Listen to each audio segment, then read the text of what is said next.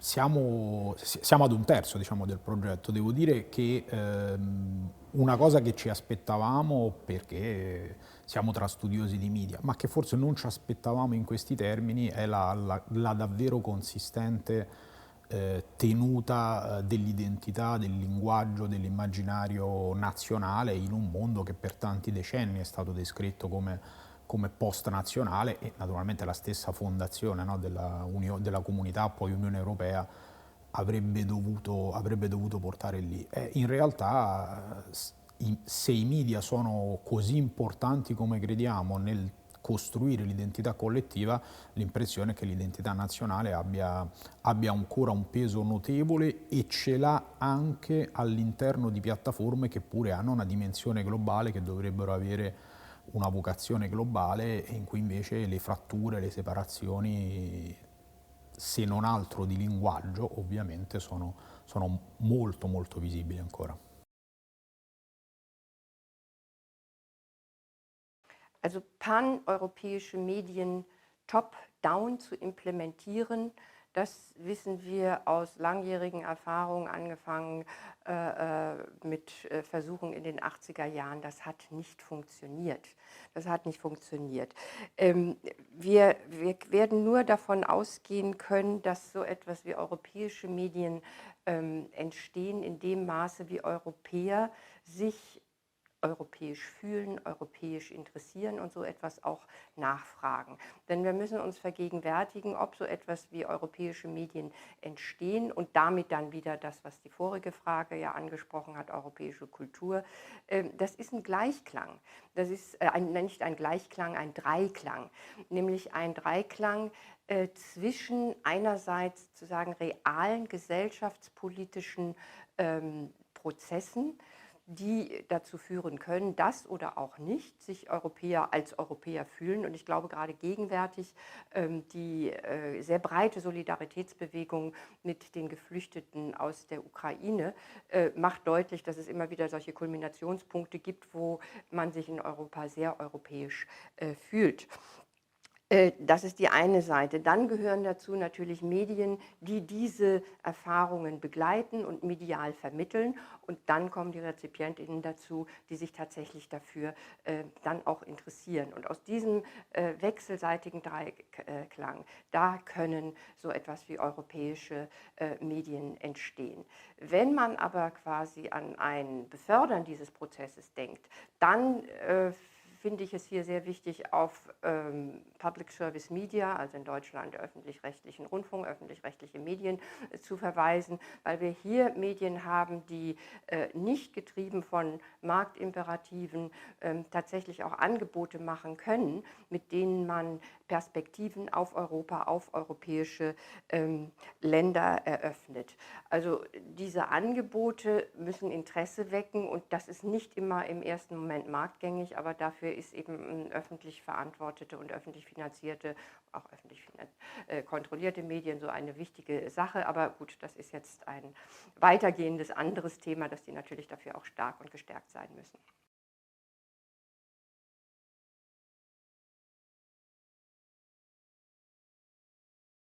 Europe is like the Tower of Babel. Fortunately, people want to meet, to know each other, to communicate. But an operation for pan-European media has a long way to go.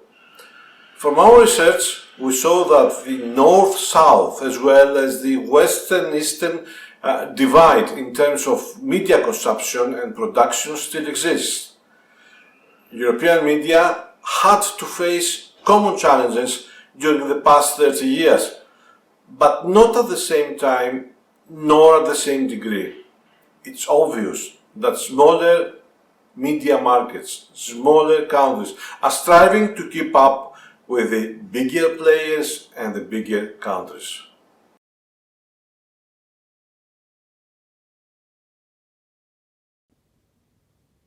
We hebben gezien dat de nationale dimensie in de mediasector nog altijd heel erg aanwezig is. Heeft natuurlijk met een veelheid aan factoren te maken. De historische roots waarop dat tot vandaag de dag media georganiseerd zijn, gereguleerd zijn, ook gefinancierd zijn. Maar ik denk de idee van een pan-Europese media, dat toch wel een idee is dat we moeten vasthouden. En ik denk ook dat er een grotere rol zou moeten worden weggelegd voor de EBU, wat nu voor een stuk een structuur achter de schermen voor een stuk is, die verder zou kunnen worden uitgebouwd. Waarbij je dan die pan-Europese media-aanbieder echt wel meer naar de voorgrond kan trekken. Ik denk in deze tijden dat die public service broadcasting, waarbij de EBU een belangrijkere rol zou kunnen spelen om echt nieuws te brengen, om de desinformatie tegen te gaan en tegelijkertijd ook als platform te dienen om Europese content, entertainment content of factuele content aan te bieden. Dus ik denk dat dat echt wel een gedachte is om een soort van Europese public service broadcasting te gaan ontwikkelen of verder uit te bouwen. Dat dat wel een weg is die men zeker kan nemen en misschien wel moet nemen.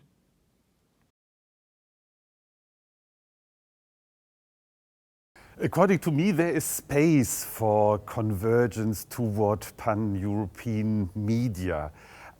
Our project started in the middle of the COVID-19 pandemic, and we realized that the media coverage, the media activities are strongly limited on national borders and not national concerns. But we all know if we want to combat these kind of problems, also, for example, in the context of climate change, at that moment we need much more coverages, much more pan-European media which supports somehow the activities on the European level.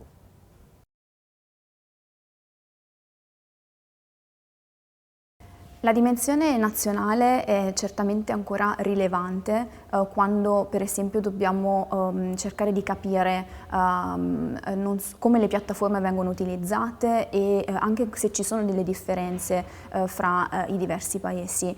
Se ad esempio pensiamo alle piattaforme social, queste vengono spesso trattate come un'unità, come un'unica entità, anche se in realtà noi sappiamo benissimo che le diverse piattaforme, pensiamo a Facebook, a Twitter, a YouTube, si differenziano sia in termini della tipologia di contenuti e della tipologia di interazioni che consentono agli utenti di consumare ed effettuare, però dall'altro lato anche proprio per la popolazione e quindi per gli utenti che le popolano. Queste differenze esistono fra le piattaforme e possiamo osservarle a volte anche in termini di preferenze fra i diversi paesi europei e quindi un'analisi di questo tipo, cioè che consenta anche di capire se effettivamente per determinati per esempio argomenti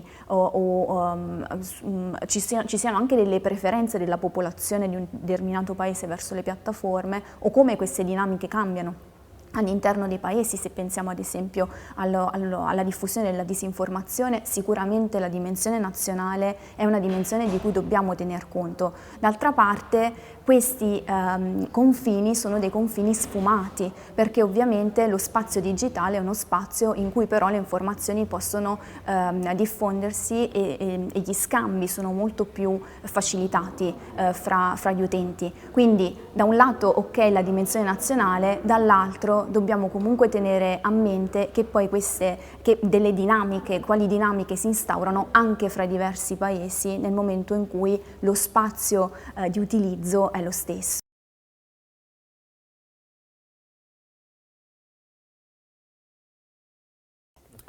Im ersten Jahr unserer Forschung im EUMEPLAT-Projekt haben wir uns mit dem Zeitraum von 1990 bis heute beschäftigt.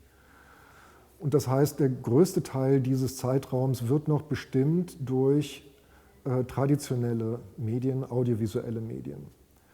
Und ich hatte bereits darüber gesprochen, in den 80er, 90er Jahren gab es diese Hoffnung, über Fernsehen den Kontinent zusammenzubringen.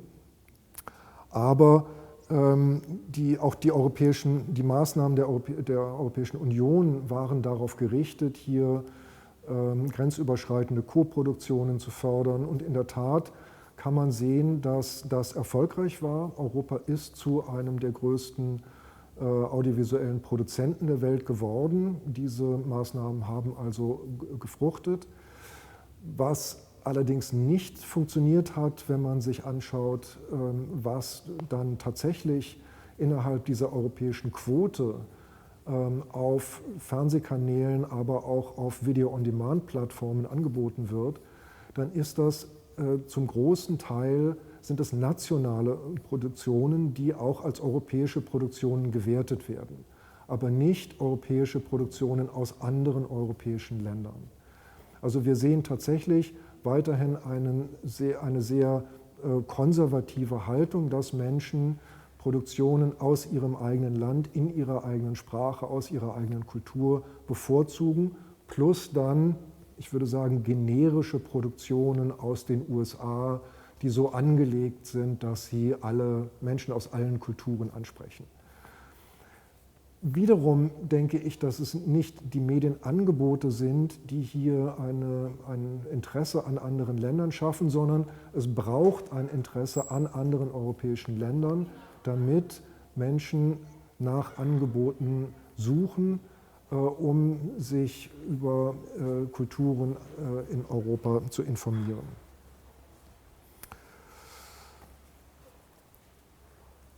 Und da denke ich, es sind bestimmte Genres, die grenzüberschreitend interessant sind, vor allen Dingen dann wieder Nachrichten, Sport natürlich auch.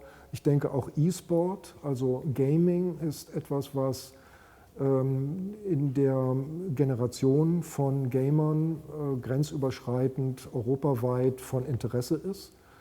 Und wo natürlich auch europaweite internationale Wettbewerbe stattfinden, so dass Leute hier interessiert sind, wie die nationalen Teams abschneiden, genauso wie in anderen Sportarten auch.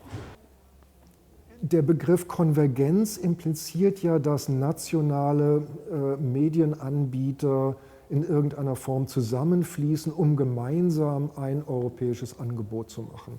Und dafür sehe ich keine Hinweise, dass das sich in diese Richtung entwickelt. Insofern denke ich, wenn sich paneuropäische Medienangebote entwickeln, dann sind die zusätzlich. Und hier sehe ich besonders im Online-Bereich große Chancen, dort, wo bereits Interesse da ist, also wo europäische Themen Menschen dazu zu bringen, zu schauen, wie bestimmte Themen in anderen Ländern diskutiert werden. Und dazu gehört natürlich dann auch wieder die Klimakrise meinetwegen. Wenn es also gelingt, hier im Online-Bereich eine Infrastruktur zu schaffen, dass Medienangebote miteinander kompatibel werden, dann ist es sehr einfach möglich, beispielsweise aus der Fridays for Future Bewegung heraus, die neu startet, zu sagen, wir errichten unsere Infrastruktur, unsere Online-Informations- und Kommunikationsinfrastruktur mit diesen miteinander kompatiblen Werkzeugen. Und das erlaubt es uns, zu filtern, zu kuratieren, was zu den für uns relevanten Themen in Europa veröffentlicht wird, um das auf diese neuen zusätzlichen Plattformen zu holen. Also in einer geteilten digitalen europäischen Öffentlichkeit sehe ich große Chancen, dass zusätzliche digitale Angebote entstehen.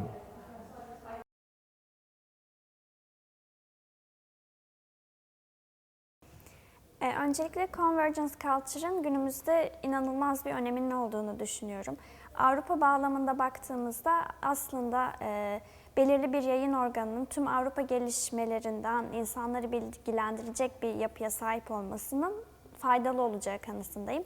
Ancak şöyle bir durum var ki günümüzde medya her ne kadar şeffaf, transparan gömlek giyse de bunun her zaman böyle olmadığını görüyoruz. Medya deyince aslında içine manipülasyon bile girebiliyor, bile değil giriyor. Ve bu şekilde olduğu müddetçe aslında Avrupa sınırları içerisinde tek bir bakış açısıyla bazı haberlerin, gelişmelerin sunulabileceğini pek düşünmüyorum.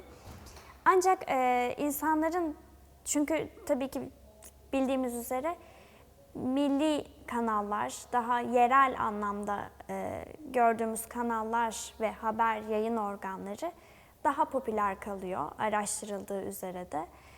Bunun sebeplerinden biri bence insanların aslında bir şeyi duymak istemesiyle alakalı. Çünkü kendi ülkemizde, kendi şehrimizde bile aslında her yayın organını dinlemiyoruz.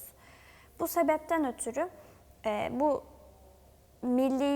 milliyet gözeten aslında, milliyet gözeten dediğim daha çok lokal anlamda kalan yayın organlarının bu anlamda daha uzun süreli etkiye sahip olacağını düşünüyorum. Ancak öbür yandan Avrupa'daki gelişmeler için, Avrupalılaşma kimliği için, Avrupalılık için farklı bir dijital platform kurulabilir diye düşünüyorum. Belki biraz uç bir örnek ama bu sayede Avrupa sınırları içerisinde ne olup bittiğini öğrenmek belki daha mümkün olacak ve bağımsız gazeteciler tarafından sürdürüldüğü takdirde de bu yerel bakış açısından çıkılıp daha farklı bir boyuta erişilebilecek diye düşünüyorum.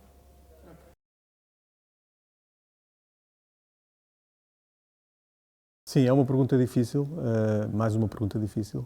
E o que eu gostaria de dizer sobre isso é que, de facto, continua a ser muito uma questão de identidade,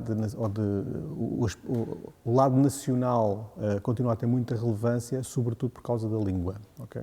Que é sempre uma questão que sempre foi relevante no padrão de desenvolvimento dos mídias europeus. Não existem meios pan-europeus, não é? Meios de comunicação social pan-europeus, exatamente por uma questão de língua. É um obstáculo que sempre se revelou demasiado grande para poder ser ultrapassado. Essa questão não muda, não é? Essa questão não muda, continua a ser um obstáculo em muitos aspectos. Agora, o que eu acho é que, tendencialmente, o facto das pessoas frequentarem plataformas que são, digamos assim, que são como deriva até de uma certa acessão do próprio conceito de plataforma, que são, portanto, áreas comuns, áreas em que qualquer pessoa pode estar em pé de igualdade com outras pessoas. Isso significa que qualquer cidadão europeu, qualquer que seja a sua nacionalidade e qualquer que seja a sua língua, pode frequentar a mesma plataforma. Pode estar no Facebook, pode estar no Twitter, pode contactar com outras pessoas do Facebook e do Twitter de outras identidades europeias e provavelmente o facto de o poder fazer de uma maneira tão simples e tão direta pode ter uma influência positiva na maneira como partilham experiências, como os cidadãos europeus partilham experiências entre si. E isso não aconteceria num quadro de mídia tradicional, portanto, não aconteceria num quadro de mass media, num quadro de meios de comunicação social tradicionais. Acontece nestas plataformas e isso pode ter um efeito positivo à partida, é o que parece, portanto, na ligação entre os vários cidadãos europeus, independentemente da sua nacionalidade, independentemente da sua língua, e, portanto, isso pode ter um efeito positivo. Mas não sabemos também, mais uma vez, se é esse o caso.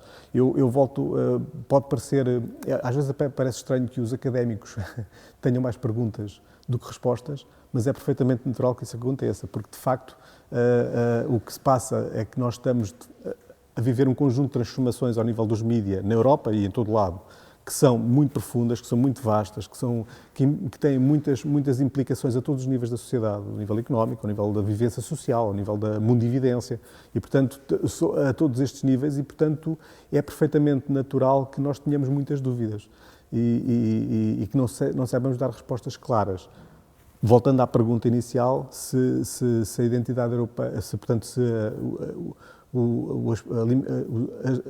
o nacional continua a ser muito relevante, eu acho que ele continua a ser muito relevante ao nível dos mídias tradicionais, acho que tem alguma relevância ao nível das plataformas online em que as pessoas passam, hoje em dia, a maior parte do seu tempo mediático, mas pode ter nessas plataformas uma menor relevância portanto, das identidades nacionais do que propriamente de uma identidade comum que pode ser europeia ou não. Porque, voltando à pergunta inicial, a identidade que estamos a formar nessas plataformas pode não ser necessariamente uma identidade europeia, pode ser uma identidade global, por exemplo. E, portanto, desse ponto de vista, mais uma vez, são necessários estudos para tentar chegar a maiores conclusões. Na certeza, porém, de que parece claro que os mídias tradicionais ou a nossa abordagem europeia aos mídias tradicionais nunca foi capaz de criar um quadro de mídia pan-europeus, portanto, meios de comunicação social que fossem pan-europeus. Não sabemos o que é que vai acontecer ao nível das plataformas. Sabemos que estamos a trabalhar com plataformas online que são maioritariamente norte-americanas, mas não sabemos que efeito é que isso vai ter na maneira como os europeus se relacionam entre si. Portanto, a questão de ser uma abordagem nacional ou transnacional, vamos ter que estudar mais uma vez.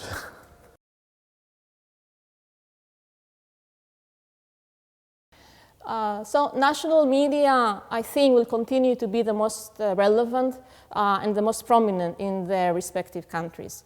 They will coexist with fewer transnational media and even fewer pan-European media. At the same time, there are more opportunities for audiences to look for and consume content of European or pan-European relevance in a multitude of communication and media platforms that still do not fit under the, let's say, traditional definition of media organization. If I could make a prediction, I would say that pan-European media organizations are not expected to show a noteworthy increase. Still, in terms of numbers at least, still there will be content of broader European relevance will continue to be shared through, on the one hand, national media, and sometimes through, let's say, domestic angles, as it happens sometimes with the news. The opportunities to access through diverse platforms and channels a la carte or on-demand content of broader European relevance as it regards to, let's say, news, current affairs, culture, arts, politics, sports, etc., will likely increase.